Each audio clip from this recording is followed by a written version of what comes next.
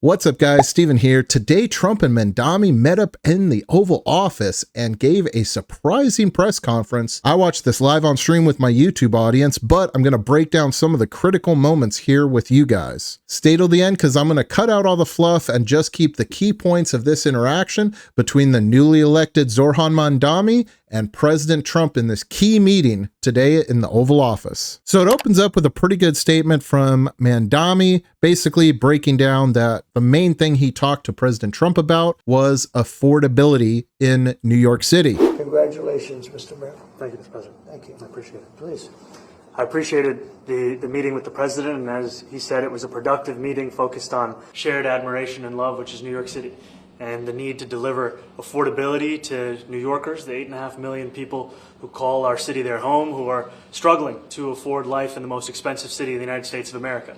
We spoke about rent, we spoke about groceries, we spoke about utilities, we spoke about the different ways in which people are being pushed out, and I appreciated the time with the president, I appreciated the conversation. I look forward to working together to deliver that affordability for New Yorkers. I thought this was a great opening statement, nothing divisive, talking about what him and Trump came together with. I will note that Mamdani seems a little stressed or concerned.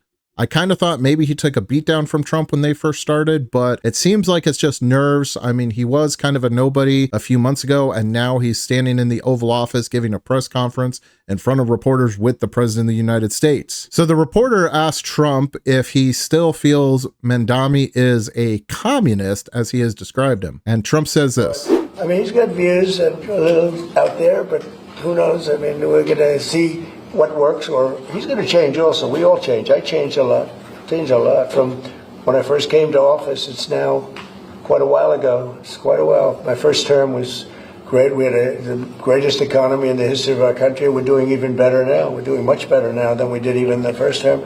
And I can tell you some of my views have changed. And we had discussions on some things. I'm not going to discuss what they were, but that I feel very confident that he can do a very good job. I think he is going to surprise some conservative people, actually, and some very liberal people. He won't surprise them because they already like him. I think this is a pretty fair response from the president. He's opening it up that maybe his opinion on Mamdani initially wasn't correct, and that, his views is changing, as well as he hopes Mamdani's views change on exactly how things will be executed. He also brings up that he thinks conservatives will like Mamdani, which is very contrary to what we've been getting in a lot of the right-wing media lately, that Mamdani is an evil socialist. So this endorsement from Trump is pretty huge. Then a reporter asked Mamdani about his recent comments calling Trump a despot and asked him if he still feels that way or if he would change his viewpoint. Mamdani gives a response talking about how he'd rather focus on similarities than differences in his conversation with the president. I think both President Trump and I, we are very clear about our positions and our views, and what I really appreciate about the president is that the meeting that we had focused not on places of disagreement, which there are many, and also focused on the shared purpose that we have in serving New Yorkers. And frankly, that is something that could transform the lives of the 8.5 million people who are currently struggling under a cost of living crisis, with 1 in 4 living in poverty. And the meeting came back again and again to what it could look like to lift those New Yorkers out of struggle and start to deliver them a city that they could do more than just struggle to afford it, but actually start to live in it. Trump chimes in with a funny anecdote. And I've been called much worse than a despot, so it's not that insulting. I think he'll change his mind after we get to working together. Yeah. Some reporters asked Trump about different investments from Middle Eastern companies and what he feels about their difference in opinion in the Gaza situation. Well, we are pushing for total disarmament of Hamas and, frankly, everybody else. And we actually have peace in the Middle East. As you know, the King of Saudi Arabia just left yesterday. We had some great meetings, and he's made a contribution toward the United States of more than $1 trillion.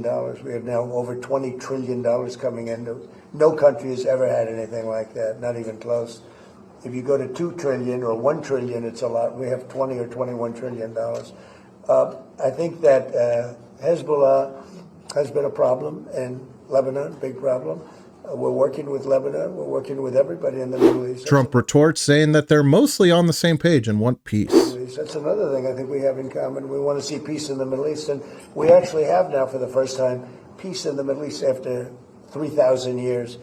And now we're going to refine it, and I think you're going to see some very positive things happen. Then continuing to talk about peace deals, he says maybe even Mamdani would want to be in the White House. If the mayor would like to be here for that meeting, because I know he feels very strongly. I think you feel very, very strongly about peace in the Middle East. I think we desperately want it, and that's something that I shared with the president, that when I spoke to New Yorkers who had voted for the president last November on Hillside Avenue and Fordham Road, I asked them why. I heard again and again two major reasons. One was that they wanted an end to forever wars. They wanted an end to the taxpayer dollars we had funding violations of human rights, and they wanted to address the cost of living crisis. And I appreciated the chance to discuss both of those things. He said a lot of my voters actually voted for him, and I'm okay with that. Next, a reporter asked Trump about their differences when it comes to ICE being involved in New York City and the threats that Trump has made about sending federal agents to New York to enforce ICE policy. Once again, they seem to make kind of a surprising unified statement. Well, I think we're going to work them out, and I think that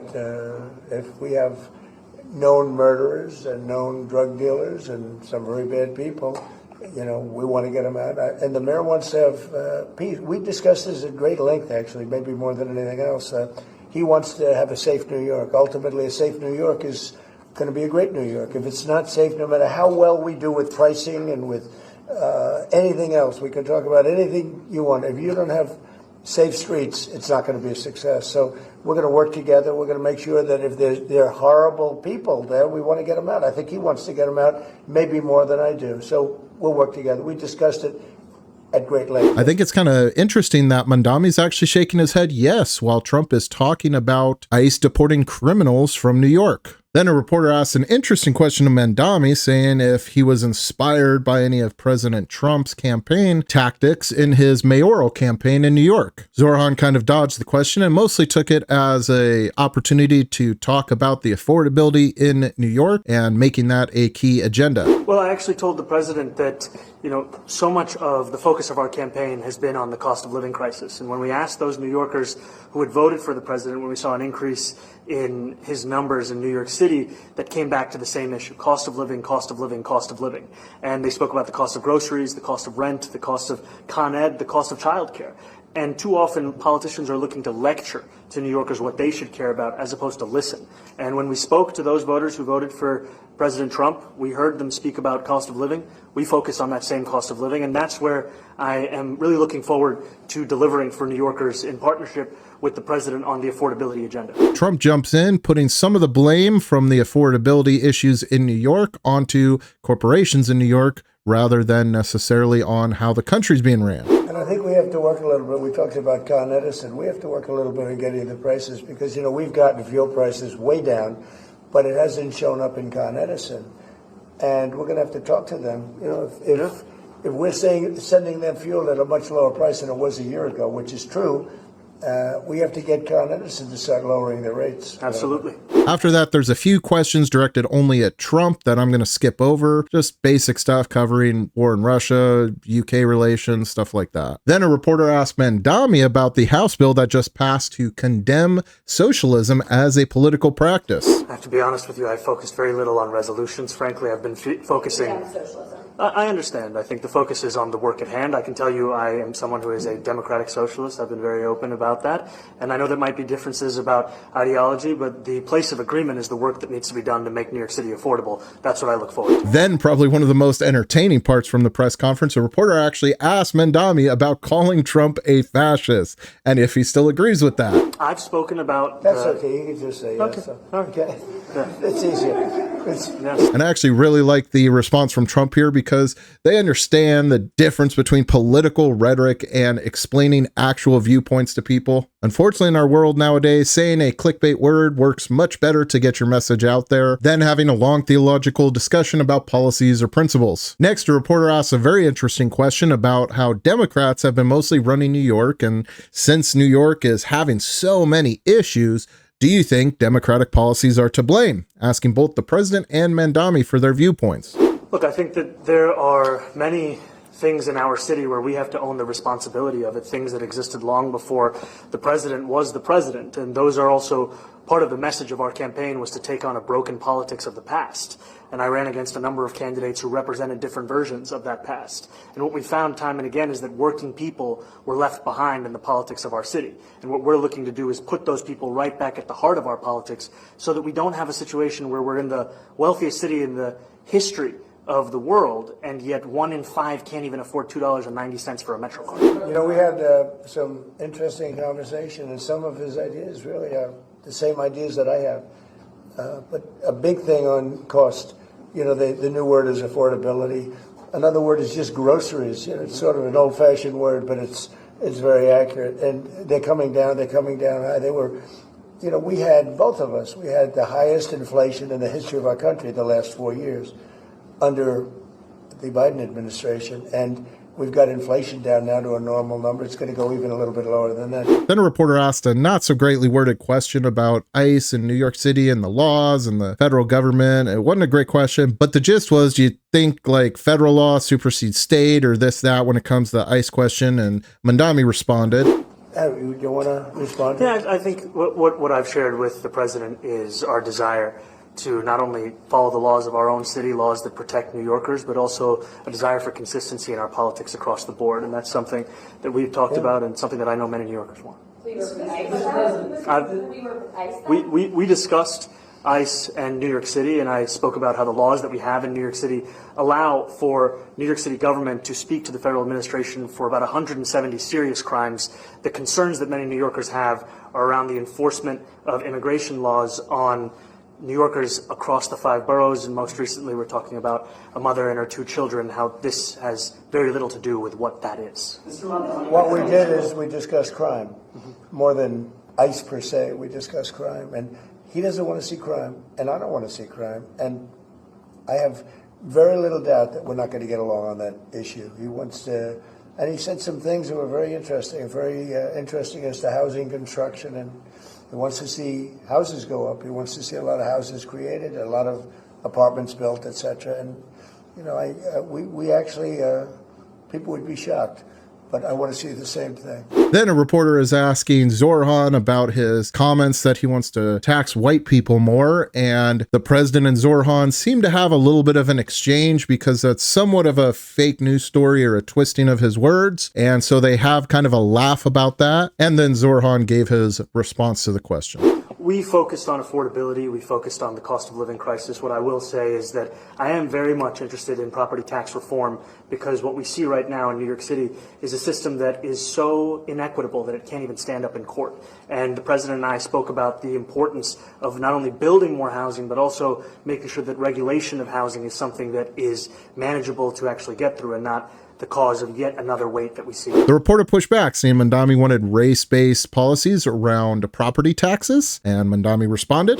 No, to be very clear, no, the use of the term was a description of neighborhoods, not a description of intent. No, we intend to create a fair property tax system because we want a New York City that is not only fair and equitable, but also one that every New Yorker can afford. A reporter then asked Trump about his threats to cut off funding to New York, and Trump responded. Well, I think if we didn't get along, whether it's cut off or just make it a little bit difficult or not give as much, we want to see, I use the term, we don't want good money going after bad, and we don't want that to happen. I don't think that's going to happen. I did say, you know, subject to what policies are being said. We had a meeting today that actually surprised me. He wants to see no crime. He wants to see housing being built. He wants to see rents coming down, all things that I agree with. Now, we may disagree how we get there. The rent coming down, I think one of the things I really gleaned very much today, he'd like to see him come down, ideally, by building a lot of additional housing. Yeah. That's the ultimate way. He agrees with that, and so do I. But if I read the newspapers and the stories, I don't hear that. But I heard him say it today, and I think that's a very positive step. No, I don't expect. I expect to be helping him, not hurting him. A big help, because I want New York City to be great. Look, I love New York City. It's where I come from. I spent a lot of years there. Now I'm right here. We took a big setback with the mayor that we had, Dave de Blasio. I thought it was a tremendous setback for the city. I think this mayor can do some things that are going to be really great. The next question was a big win for Mamdani, as a reporter asked Trump if he would feel comfortable living in New York under Mamdani. Yeah, I would. I really would. Especially after the meeting. Absolutely. What makes you comfortable? We agree on a lot more than I would have thought. I think I want him to do a great job, and we'll help him do it. I see this clip being played in political ads in the near future for Zohran when he runs for other offices. Trump brings up some points about the support he gets from base of other Democratic figures. We were discussing when Bernie Sanders was out of the race, I picked up a lot of his votes, and people had no idea, because he was strong on not getting ripped off in trade and lots of the things that I've practiced and been very successful on. When he was put out of the race, I think quite unfairly, if you want to know the truth, many of the Bernie Sanders voters voted for me. And I felt very comfortable, frankly, in seeing that and saying that. And, it just turned out to be a statistical truth. But, no, I feel very comfortable. I would feel very, very comfortable being in New York, and I think much more so after the meeting. Then a reporter asked probably the dumbest question of the entire time, which I'm going to show you just because of how dumb it is. I'll show you Mamdani's response, but they asked Mamdani why he flew there rather than taking the train, seeming as some kind of like climate change gotcha, which I think we're all kind of past that point now, but Mamdani responded nonetheless. I will use every form of transit, and I want to make sure that they're all affordable in New York City, and that's why making buses fast and free is essential. And it's interesting, Trump actually stepped in to defend Mamdani here when they're, kind of trying to get a little gotcha on him. I thought that was really interesting. Not something Trump would do necessarily if he didn't actually like Mamdani. Well, but I know, but if he flew, that's a lot quicker, too. He's working very hard. For him to be, that's a very long drive. I'll stick up for you. The plane takes you 30 minutes and driving takes you a little. A reporter brings back up the Israel-Gaza conflict, and they chime in. I've spoken about the Israeli government committing genocide, and I've spoken about our government funding it. And I shared with the president in our meeting about the concern that many New Yorkers have of wanting their tax dollars to go towards the benefit of New Yorkers and their ability to afford basic dignity. And what we see right now is we're in the 9th consecutive year of more than 100,000 school children being homeless in our city. And there's a desperate need not only for the following of human rights, but also the following through on the promises we've made New Yorkers. And I appreciated the meeting we had and the work that we can do. The reporter follows up asking if he appreciates the efforts that Trump has put forth to make peace deals in the Middle East. I appreciate all efforts towards peace, and I shared with President Trump that when I spoke to Trump voters on Hillside Avenue, including one of whom was a pharmacist that spoke about how President Trump's father actually went to that pharmacy not too far from Jamaica Estates, that people were tired of seeing our tax dollars fund endless wars. And I also believe that we have to follow through on the international human rights. And I know that still today those are being violated, and that continues to be work that has to be done no matter where we're speaking of. Then a reporter asks a real interesting question about if Trump believes that Mamdani is the new leader of the Democratic Party. Well, look, I hope they have great leaders. This is a man that right now I think is focused in New York City.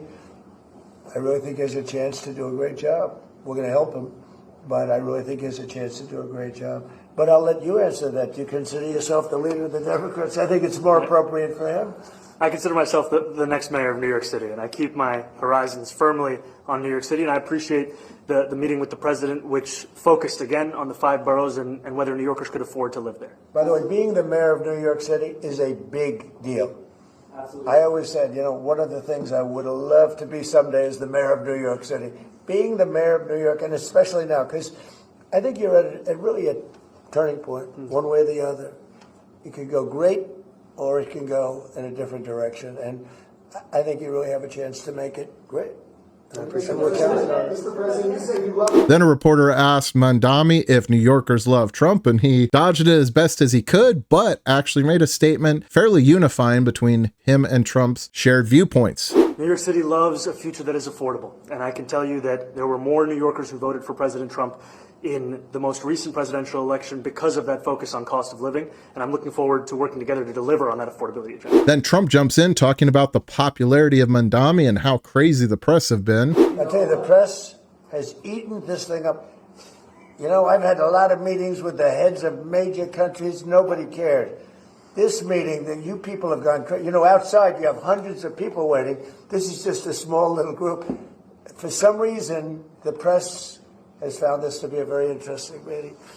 The biggest people in the world, they come over from countries nobody cares. But they did care about this meeting, and it was a great meeting. A reporter followed up on that comment, asking Trump why he thinks there's so much attention around Mamdani, just a mayor of New York, meeting in the White House with the president. And Trump gives a pretty surprising answer. Because I think he's different. All right? I think he's different. And that can be in a very positive way, but I think he's different than, your typical guy. Then Trump kind of just goes on a Mamdani glaze fest. Runs, wins, becomes mayor maybe, and nothing exciting. Because he has a chance to really do something great for New York. New York is at a very critical point, and he does need the help of the federal government to really succeed, and we're going to be helping him. But he's different than, your average candidate. Hey, he came out of nowhere. I said he has a great campaign manager standing over there. He came out of nowhere. What, you start off at 1 or 2? And then I watched. I said, who is this guy? He was at 1. Then he was at 3, then he was at 5, then he was at 9. Then he went up to 17. I said, that's getting a little bit interesting, right? And then all of a sudden he wins a primary that nobody expected he was going to win. It's a great tribute. I mean, it's an amazing thing that he did. Mamdani chimes back with a little bit of glazing thrown Trump's way. Oh, sorry, I'll just add one thing to what the president said. Is one thing I also appreciated is in our meeting to appreciate a portrait of FDR and the incredible work that was done with the New Deal, and also in thinking about what it can look like when the federal government and New York City government work together to deliver on affordability. It can be transformative. Then a reporter asked Mamdani and Trump about his plan to add in social workers, mental health workers to the police force, if he's going to try and reduce the number of police officers, and if Trump's going to allow him to do those things. Well, I hope it happens, but again, that's going to be ultimately the mayor's decision. What's your answer? Is that I look forward to delivering public safety with the NYPD, and I've said over the course of our campaign that we have the number of police officers today. They are the ones that's budgeted about 35,000 headcount. And I think the key thing is that we have to make it easier for police to focus on police work, not ask them to respond to 200,000 mental health calls a year. So is that a reduction from what you're at right now? Or are you committing to maintaining the same level? I've committed over the course of the campaign to maintain the 35,000. That's the headcount that we had through the campaign. And not replace them with caseworkers, social workers. No, I've said that's the headcount that we want. What we need to do is make sure they can focus on serious crime. And he just retained a great police commissioner. Trump chimes in again with a little more Zohran glazing and reiterates that he wants New York to be successful and prosperous. There will be topics that we disagree on. I think we'll probably come to a conclusion, and ultimately he'll convince me, or I'll convince him. It's for the good of New York. Ultimately, it's for the good of New York. I don't care about affiliations or parties or anything else. I want to see if this city could be unbelievable, if he could be a spectacular success, I'd be very happy. Reporter asked Trump if he thinks they'll meet again in the White House. I think we will. I think we will. I hope we do. I enjoyed the meeting. We had a great meeting. Then a reporter chimes in again, talking about things said on the campaign trail that Zohran is a jihadist, and asks if President Trump feels like he's in the Oval Office with a jihadist. No, I don't. But she's out there campaigning, and you say things sometimes in a campaign. And then Trump continues to glaze Mamdani as the press conference comes to a close. I met with a man who's a very rational person. I met with a man who really wants to see New York be great again. And I can say again, because New York was great. When I came down to Washington initially, the city was so hot. It was doing great. We were having some telltale signs of problems. We had a mayor that was not doing a great job, but still, it was moving along, and it went bad. It really went, pretty bad. And I think it's been at lower points, but it went pretty bad. I think he can bring it back. Now, the question is, will he bring it back all the way? Will he bring it back greater than ever before, which is, I guarantee, that's his wish. I think he wants to make it greater than ever before. And if he can, we'll be out there cheering. I'll be cheering for him. Overall, I think this was a fantastic meeting between the two leaders. Mamdani obviously has captured a lot of public attention, is charismatic, and is pushing up some policies that are radically different. Will they work or not? I don't know. I personally don't really think the socialist agenda is a functionable concept to put into place. However, what Zohran actually plans on doing might not be as extreme as what's been portrayed on the campaign trail, as shown by Trump's alignment on a lot of Mamdani's viewpoints. If Mamdani is able to continue speaking to Republicans, put in common sense reform into New York that actually makes it better, I think we might be seeing one of the future presidents of the United States. Love him or hate him, he's got attention, and he seemed to have won over Trump in that conversation. That's it for today, guys, and if you want to hear my commentary live when things like this are happening, make sure you check for when I'm live on YouTube. Otherwise, guys, let's get back to work, keep praying, and I'll see you in the next one.